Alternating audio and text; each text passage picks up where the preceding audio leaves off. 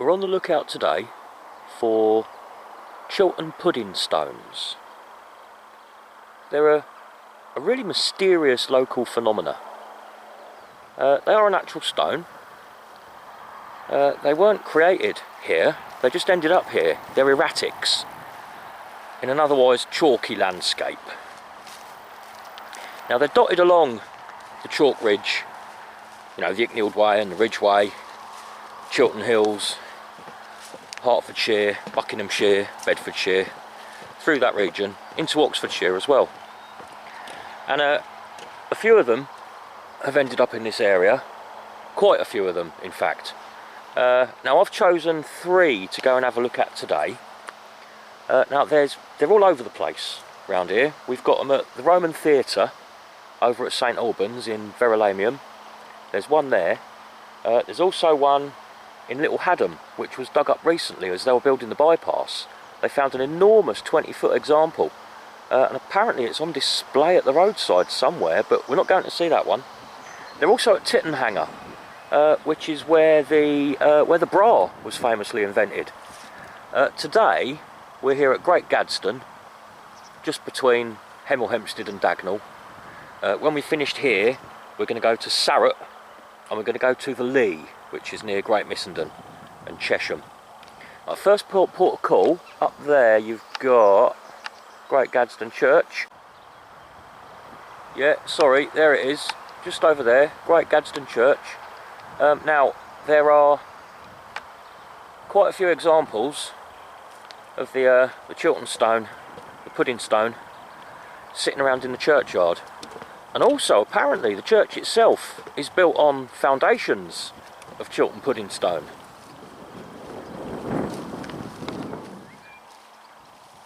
Now these pudding stones we're looking for, they're a conglomerate sedimentary rock. By conglomerate, that means that they're kind of made up like concrete. They're made of flint and pebbles, all cemented together with a natural cement, which is actually a kind of a quartzy silicate that acts as the mortar almost and sticks it all together in big lumps. Now, if you came across one, you'd be excused for thinking that somebody's dumped a lump of concrete there. It really does look like concrete, but it's not. It's a natural product. Now, as to where it originally came from, because it was brought to this region by the glaciers. It was originally in the ground, the glaciers broke it all up and transported it thousands of miles, and where the glaciers stopped, roughly in this region, they dropped all the debris, including the rocks. I've lost sight of the church. I'm sure we'll get to it this way anyway. Now the chalk around here is Cretaceous. It's about 90 million years old. And these Chiltern Puddingstones, they're only about 55 million years old. Now as to where they originally came from, I should probably have found that out before I did this video. I think this is the way to the church. Now the River Gade back there, which we just crossed, as we crossed it, I did notice that in the chalk stream there were what looked like some big lumps of pudding stone which had been put there at some point in the past as stepping stones to get across a wide shallow point in the river. I'm not sure if they were concrete for obvious reasons. They might have just been thrown in there by somebody. But once we've seen the stones at the church, and in the other 2 locations we're going to as well later on, I might be able to compare on the way back to the car what I saw in the River Gade with what's known pudding stone up at the church. Here we are. Let's see what we can find.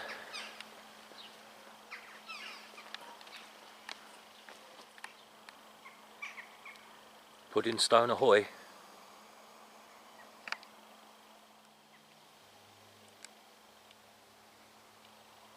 It really does look like a block of concrete, doesn't it? You can see it's made up of pebbles all stuck together with that quartzy silicate, whatever it was. I wish I knew a bit more about geology, but I don't. You can see there's all sorts of different attractive flints and pebbles all stuck into it. Now apparently it's one of the very hardest rocks on the planet. It was used as foundations for churches. This church has been here since, I think it's 1180, but it is known that it's on a built on a previously pagan site. And in areas like this, where there's not very much in the way of natural, well, virtually nothing really in the way of natural rock, it's all chalk. When these glacial erratics got dumped here at the end of one of the many ice ages, they would have really stood out. And I don't think it's too much of a coincidence that they're present in a lot of local churches. They've also been used quite a lot as waymarkers and stepping stones, like I suspect we've just seen down at the river. We'll have a look at those on the way back. Take a good look at this then. And when we get back to the River Gade on the way back to the car, we'll see if what I was looking at in the river might be pudding stone or concrete.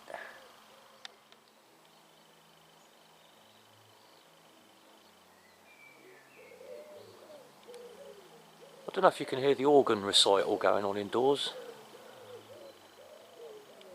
Maybe you can just hear the pigeons. Quite a nice church, I like it.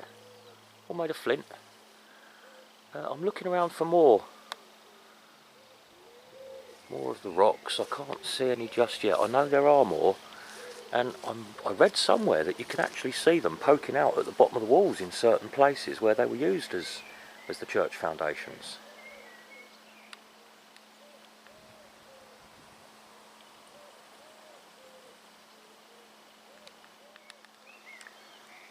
Here's another one, tucked away at the back of the churchyard. You can see that this one's actually it's lost a lot of its flints and pebbles that were sitting on the outside. Others are still embedded. You can see a lot of them have been chipped off.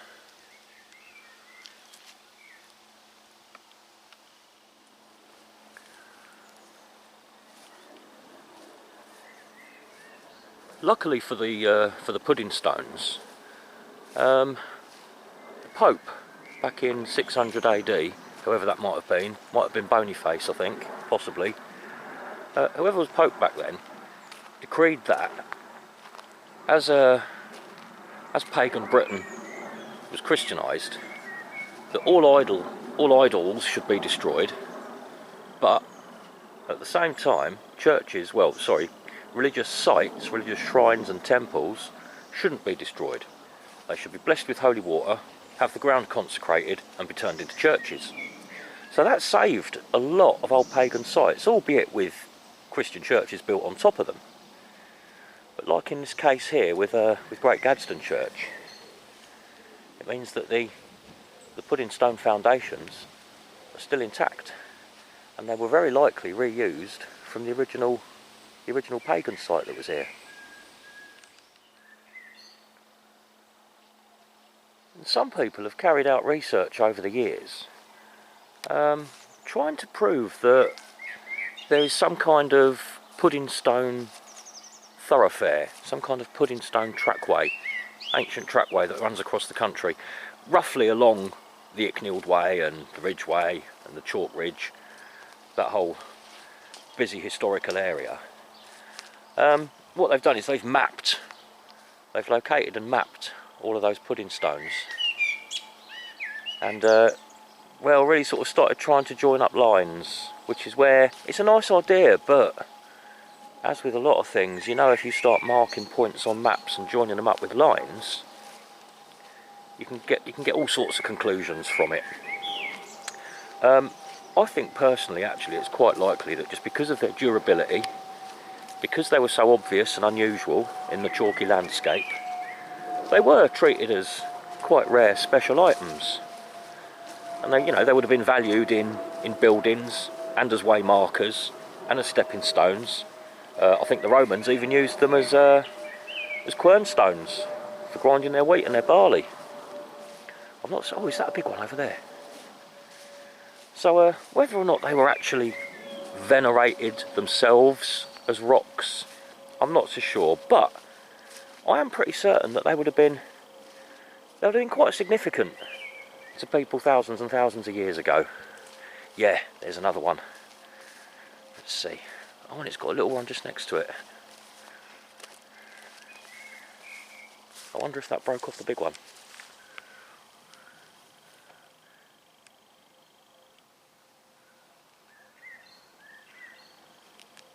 That piece that we saw tucked away over at the back there did look very different to these other ones we're seeing, didn't they? Really does look like concrete.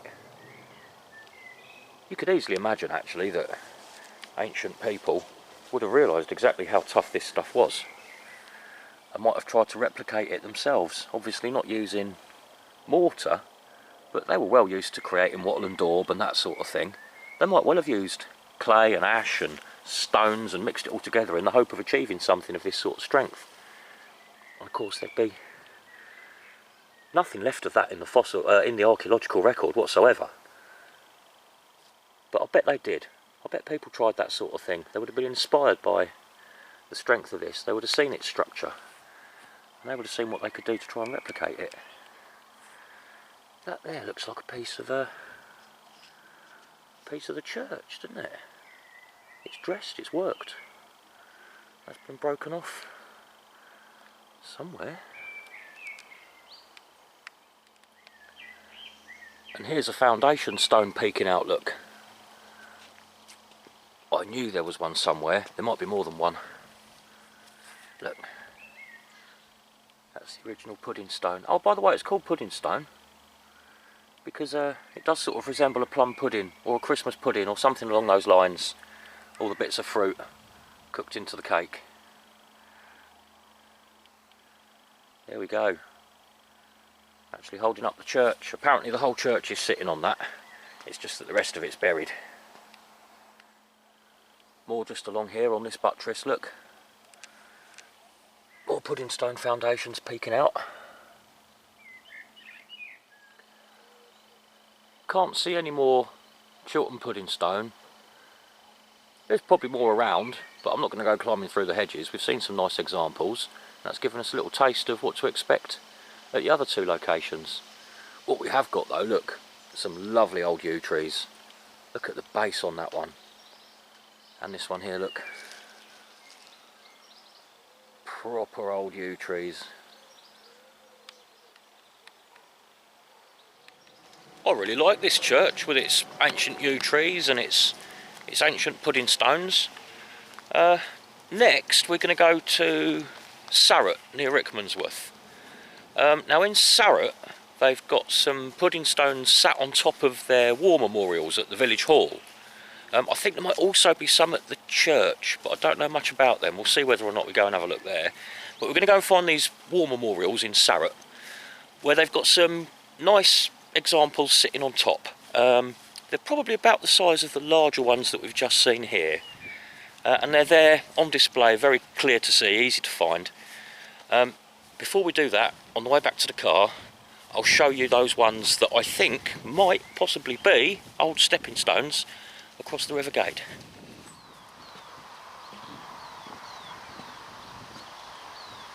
You've got a natural widening of the river here. It splits off into a few shallow wide channels. You've got quite a lot growing here actually. There's watercress, watermint, and a bit further downstream there are some big historical cress beds which actually aren't accessible, which is annoying. Now let's see if these old stepping stones I can see from the bridge look like they might be pudding stone. Where are they? Here they are.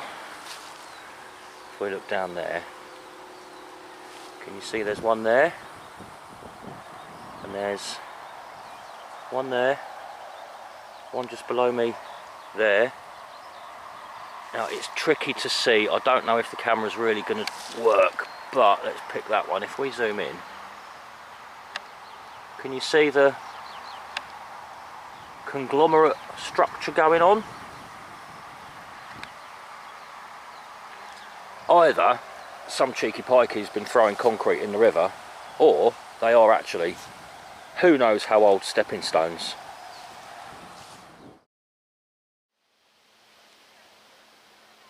Right, Right, well this is Sarat. I'm just next to the village green. Looks like there used to be a village pond here, but it's long since dried up by the looks of it. This is proper stockbroker belt territory round here, so I'll be making quite an effort not to engage with any of the locals. Although I suspect the original locals have probably long since had to move to places like Watford and Hemel Hempstead. I've got my wires slightly crossed, I think. I thought I was coming to Sarat Village Hall to see some pudding stone which had been mounted on top of war memorials. I can't find that. I've walked round and round the centre here and I can't find it. But what we have got, just outside the village hall here, this is where I think I might have got my wires crossed. There is one here on display, and it's slightly different again to the ones that we just saw at Great Gadsden. The ones at Great Gadsden had quite large bits of flint and large pebbles, and there was reddish ones and dark grey ones and black ones. This is all a lot more gravelly looking, much smaller bits of stone, look, and they're all pretty much just grey. There's a bit of information here about this one.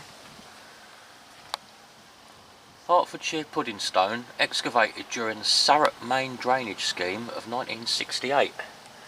They do dig these things up periodically. That one's a fair size, but they do dig up some absolute whoppers. And even these days they're seen as something special. They're always put on display. It really makes me wonder actually how many times I've come across these next to a footpath in the woods or sitting at the bottom of a chalk stream, and I've just dismissed it as rubble, building waste, concrete.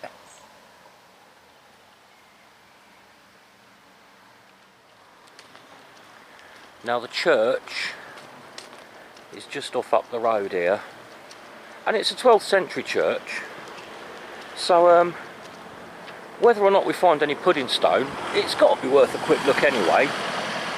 Just down there a bit, I'll catch you in a sec. I've not been able to see any pudding stones scattered around the churchyard like there was at Great Gadsden, but they've used a lot of it in the construction of the church. You can see where it's been used as cornerstones, but also it's just been used as much smaller chunks in with all the flint that the church is made of. Let's see if we can spot a few. There's a lot of them. Now, as soon as I walked in, I straight away saw these ones down here. Oh, actually first, look, here's some which are built in with all the flint into the walls. There's one. And there's another down here. Just dotted into the wall here and there. And then you've got these much larger chunks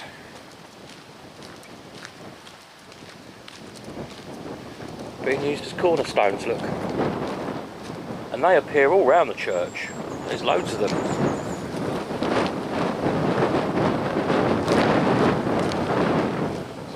Pretty much every corner it's got a large piece of pudding stone on it. More scattered there, look.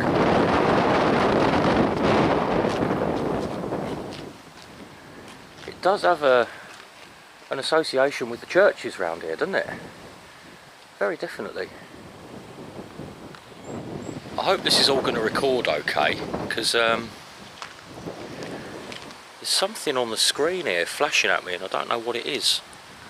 I hope I don't get home and find that none of this is actually recorded. Oh look, the focus is a bit iffy there, isn't it?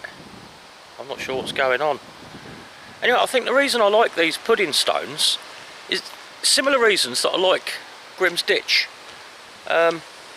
Nobody can really explain exactly what they're all about. They obviously have some sort of really ancient significance, yet they're common and they're everywhere, and to me they had loads and loads of uses. Over thousands of years they would have been used for all sorts of things. It is very possible that they were linked to early pagan sites of worship, and that's carried through to the later Christian invasion.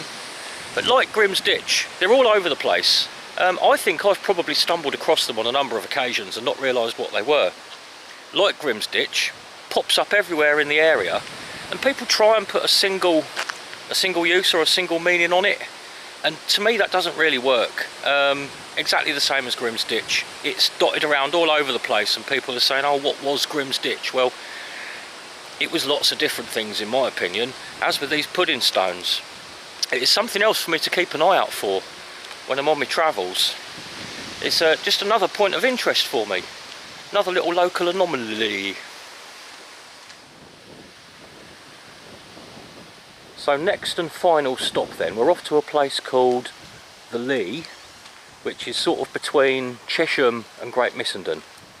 Now over there, I'm led to believe there's a really quite huge one, about as high as a person, standing on the green outside the pub. So that's another reason why it's a good place to finish.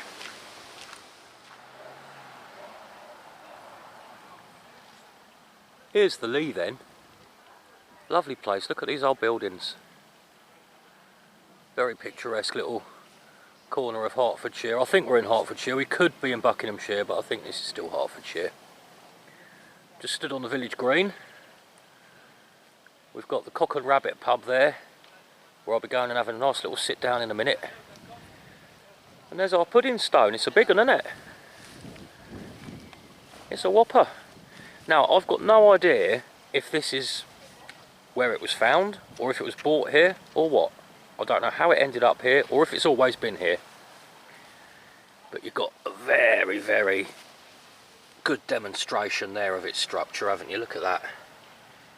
Absolutely gorgeous, look. And there are quite large areas of it, such as here, where it doesn't have the pebbles and the flint. Now this is what they call sarsen. This quartzy, whatever it is, silicates that acts as the mortar to stick it all together. That's actually what they call sarsen stone, and it's what Stonehenge is made of. Well, parts of Stonehenge. It's what that's made of. So if you ever see something like this without the pebbles in it, that's what you're dealing with. Sarsen. Now I can see on this one it's actually got, somebody has packed it in, look. Somebody's packed it in with actual modern cement. Sorry, concrete. I think that's probably just to stop it rocking when people, I mean inevitably you get people climbing all over this, I would imagine. I think they've just put, and down here look, they've just put that concrete in there just to support it and stop anybody knocking it all over. That's quite an impressive one, that, isn't it? Nearly as tall as me. And you can see that they say it's a conglomerate sedimentary rock. Well, you can see the sedimentary here quite clearly, can't you? It was less so on those other smaller stones that we've been to see, but this particular huge pudding stone, it does look sedimentary. Right, let's go and sit in that pub garden for a bit. Lovely quiet little pub this is. No traffic, no crowds. You get lots of nice quaint old country pubs, don't you, but they're often rammed or they've got a main road running past. Pretty quiet here, just a little lane. And I've got a pint of Marlowe's Smuggler, Marlowe's Brewery. Now I presume that's probably the Marlowe just outside of High Wycombe, up the top of the steep hill. It's very nice actually. It was marked as a pale ale. I wouldn't really call it a pale ale. More like a bitter, really, but very nice. It might seem like a bit of a silly thing to go looking for these pudding stones. You know, why did I bother really? You know, I've done quite a few miles today trying to find these things. Well, they're just interesting. They're just another funny little local thing, like chalk streams, like Grim's Ditch. We've also got the pudding stones. They're really particular to this area. You don't find them anywhere else. Oh, apart from apparently Michigan. You find them in Michigan for some reason in the States. But, you know, they're very particular to this area. And there's something that I can keep an eye out for on my travels. I'm always stumbling across chalk streams that I didn't know were there. I'm always on different walks finding bits of Grimm's Ditch that I didn't know were there before. And every time I get out the map and start studying it, I'll find another little bit that I wasn't aware of. So, and there's the mystery as well, of course, you know, the slight mystery and the possible religious significance of these things. So it's just another little thing that I can be on the lookout for when I'm out walking. Keep my interest up. I hope you enjoyed that. I did. I didn't know much about Puddingstone. I'd heard about it. I'm glad I've found out a bit more about it, and I'm glad I've been to see some. I'll see you soon. Take care.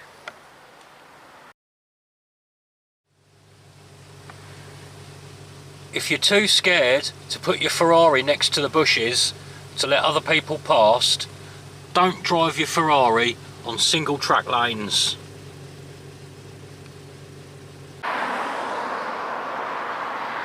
There she is, nearly home.